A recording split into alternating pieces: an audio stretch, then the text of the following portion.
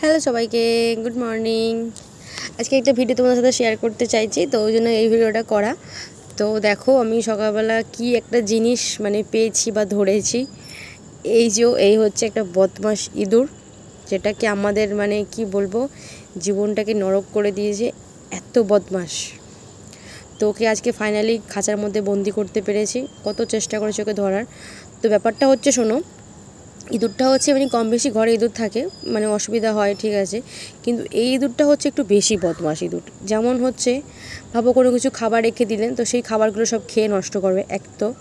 দ্বিতীয়ত হচ্ছে তোমার কোনো কিছু ফ্রিজের তার, মাইক্রোওয়েভ, এ টু জেড যে তারগুলো থাকে সেগুলো আমার চার্জার নষ্ট করেছে, এ টু জেড তারগুলো নষ্ট করেছে।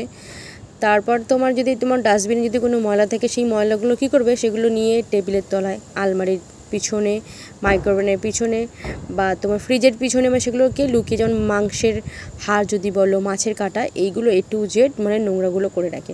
প্রায় ওকে 1 মাস ধরে সব কিছু পরিষ্কার করা হচ্ছে, তারপরে হয় না, একটা সেই মার্কেটে একটা আঠা পাওয়া যায় ইঁদুর ধরার জন্য, তো সেই আঠাটা দেওয়া হলো ফার্স্টে। ওখানে ও হয়েছিল হালকা মতো পা হয়তো পড়েছিল আটার মধ্যে, কিন্তু সেই আটাটা ওকে আটকে রাখতে পারিনি, আটাটা ছাড়িয়ে চলে গেছিলো। তো অনেক চেষ্টা করে ভাবলাম একটা খাঁচা আনা যাক, তো খাঁচা নিয়ে এসে ফাইনালিও আজকে ধরেছি। আর এখানে দেখো খাঁচা মধ্যে ধরে রেখেছি, আর ওইকে খালি ভয় দেখাচ্ছে, হই হই করে ভয় দেখাচ্ছে, হাত দিয়ে মারছে, ওর ভয় পাচ্ছে, করছে। আর একে ধরেছি, একে মারাটা তো হবে না। আর একে আমাদের বাড়ির সাথে একটা ময়লা পুকুর আছে, ওটা নাহলে বাড়ির পিছন দিকে একটা পার্ক হয়েছে নতুন, ওখানে বড় বড় ড্রেন হয়েছে, হাই ড্রেন, ওকে সেখানেই ছেড়ে দেওয়া হবে। আর এই ভিডিওটা যখন হয়েছিল তখন ও ছিল, তারপরে ওকে ছেড়ে দেওয়া হয়েছিল বিকালের দিকে। তো আমার মতো এরকম কাদের প্রবলেম ফেস করতে হচ্ছে আমাকে জানিও, কাদের বাড়িতে এরকম ধরনের বদমাশ ইঁদুর আছে। ইঁদুর তো কম বেশি সবার থাকে, কিন্তু এরকম ধরনের বদমাশ ইঁদুর আছে বা কাদের এরকম ক্ষতি হচ্ছে আমাকে কমেন্টে জানিও। তো এখানে আমি হয়ে গেছি রেডি একটা জায়গায় যাওয়ার জন্য, তোমরা দেখতে পাবে আমি কোথায় যাব।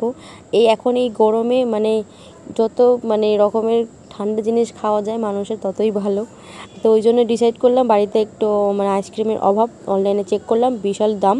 তো ভাবলাম বাড়ির পাশে একটা মল আছে, চলো সেখান থেকে আইসক্রিম আনা যাক। তো এখানে আমি, মামা আর মানি যাচ্ছিলাম। মানি হচ্ছে পুল্লু।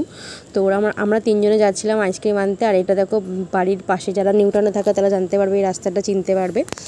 তো যাচ্ছিলাম, আর এত পরিমাণে গরম না, স্কুটিতে বসেও ঘেমে যাচ্ছিলাম, গা হাত পা পুড়ে যাচ্ছিলো রোদে। আর এখানে আমরা স্কুটিটাকে পার্কিং করে দিয়ে যাচ্ছি আর হেঁটে হেঁটে। আর মানি তো রাস্তায় বেরোলেই খালি লাফালাফি, ও তো হাত ধরে রেখেছে মামা, তাও সে ছুটে লাফালাফি করছে যাবে বলে আগে আগে। আর রাস্তা দেখতে হচ্ছে, রোদগুলো দেখে বুঝতে পারছো কেমন গরম। আর এই রাস্তাটা চিনতে পারছো কোথায় বলো তো? গেট 3 লেখা আছে। আর এটা কোথায় আমি বলে দিচ্ছি, এটা হচ্ছে নজরুল তীর্থের পরের অপোজিটে মোড় আছে, সেই মোড়ে। তাই এখানে এত গরম, আমি অবস্থা খারাপ, ক্যামেরা ধরে রাখতে পারছি না, গরম হচ্ছে এত রোদে। আর এখানে দেখো, এই চলে এসেছি মোড়ের ভিতরে, এখানেই আমরা শপিং করব। আর এখানে হয়েছেটা কি, গেটটা খোলা মাত্র মানি ঢুকেছে, আর ঢোকা মাত্র এগুলো তো স্লিপ, তো এখানে ফট করে পড়ে গেছিলাম। তখন ক্যামেরাটা অফ করে দিয়েছিলাম, কারণ তখন ওকে ধরার জন্য তুলেছিলাম, তো ওই জন্য ক্যামেরাটা করতে পারিনি। আর এখানে আমাদের ফাইনালি সব কিছু কেনা কমপ্লিট হয়ে গেছে। আর রাস্তার ধারে চলে এসেছি, স্কুটিতে এবারে যাব।